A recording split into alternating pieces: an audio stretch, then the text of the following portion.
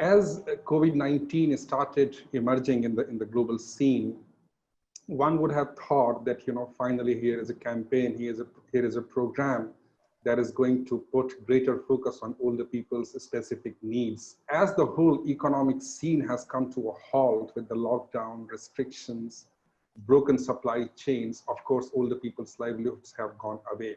The pandemic has exposed and amplified every society's weaknesses around the world, especially in how we value older adults. It also reveals what works well, and it gets us to reset our thinking on how we truly value older adults. So what is ageism? It's really the bias towards a particular age group or a particular cohort in terms of age. And that bias can be positive or it can be negative. But importantly, it has three main dimensions. One of them is stereotypes, which is, if you think about it, how we think. Prejudice, which is really how we feel. And discrimination, so how we act. 50 plus years after the contribution of age to social and economic inequality first entered popular consciousness, we're still struggling to root it out, to spot it and to root it out. Now, this version of ageism is figuring prominently in some enormously consequential public and private debates that have been ongoing throughout the world in recent months.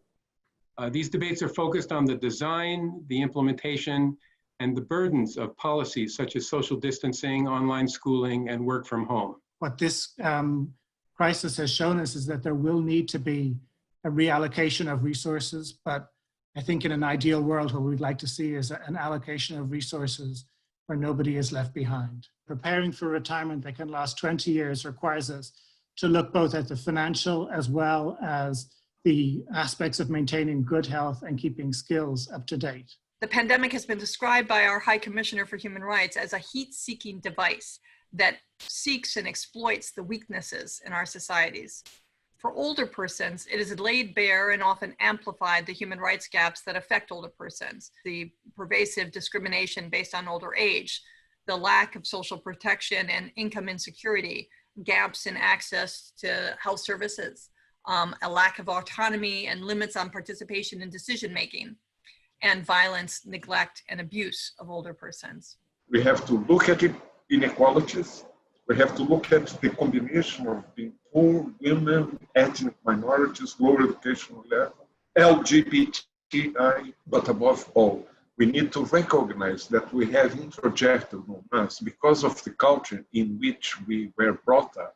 I think we're seeing all sorts of innovation and experiments. And, I think what is really interesting about this time is we're seeing a shift in the intellectual paradigm, a recognition that civil society has a much greater role to play, that value is not pinned down by markets.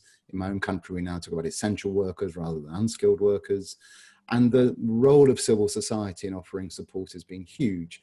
We've also seen older people go online much more. So I see a number of new products coming out or new innovations which are trying to bring together generations online, and they seem to be doing exceptionally well. We should always combat ageism, but especially now, because in this era of coronavirus, ageism is placing the health and longevity of older people, and also the economic well-being of all people in great peril.